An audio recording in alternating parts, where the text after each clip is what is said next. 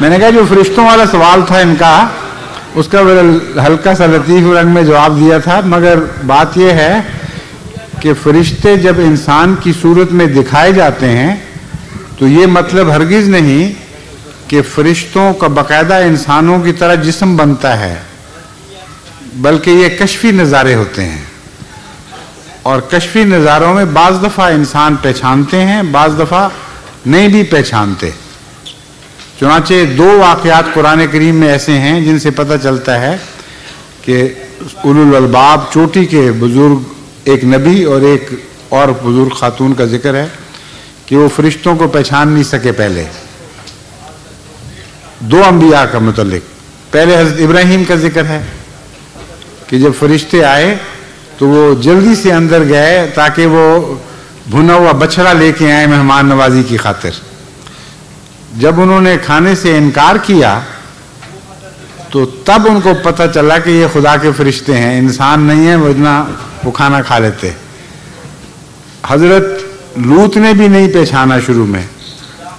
حضرت مریم نے جب فرشتے نے پیغام دیا کہ تو خدا تجھے بچہ دے گا تو آپ نے بھی نہیں پہچانا کہ یہ فرشتہ ہے، بلکہ اس سے استغفار کی، توبہ کی۔ وہ سمجھی کہ بد ارادے سے کوئی آدمی آیا ہے اور بچے کا ذکر کر کے مجھ سے غلط تعلقات قائم کرنا چاہتا ہے۔ تو انہوں نے کہا کہ میں تو بہت نیک خاتون ہوں اور ہرگز مجھ سے کسی بدی کی توقع نہیں کی جا سکتی۔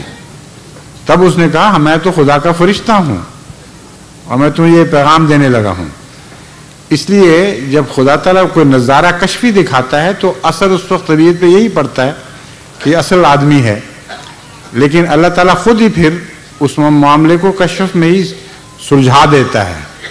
اس لیے پہچاننے کی کوئی خاص ضرورت نہیں، کیونکہ خدا خود ظاہر کر دیتا ہے کہ یہ فرشتہ ہے۔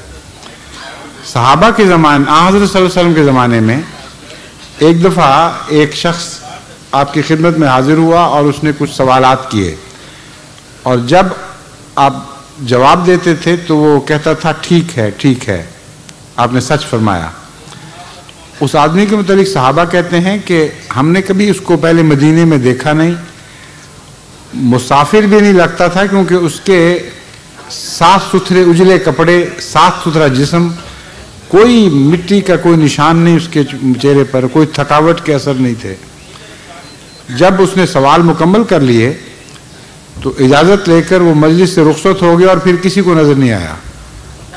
اس پر حضرت رسول اکرم صلی اللہ علیہ وآلہ وسلم نے فرمایا کہ جبرائیل تھا جو انسانی شکل میں آ کر مجھ سے اس لیے سوال کر رہا تھا کہ تمہاری تعلیم کروں۔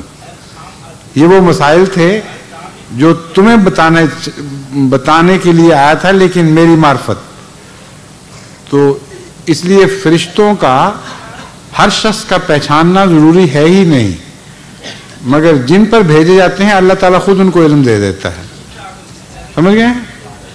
اس لیے اگر آپ پر بھی کوئی فرشتہ نازل ہوا تو گھبرائے نہیں، اللہ تعالیٰ بتا دے گا انشاءاللہ، کوئی بعید نہیں، اللہ کی مرضی شان ہے جس پر چاہے فرشتے اتارے۔ عام مومنوں کے متعلق قرآن کریم میں فرماتا ہے تتنزل علیہم الملائکۃ الا تخافوا ولا تحزنوا۔ اس لیے ہنسنے کی بات نہیں، واقعتاً فرشتے بندوں پر، عام خدا کے مومن صبر کرنے والے بندوں پر اترتے ہیں۔ السلام علیکم۔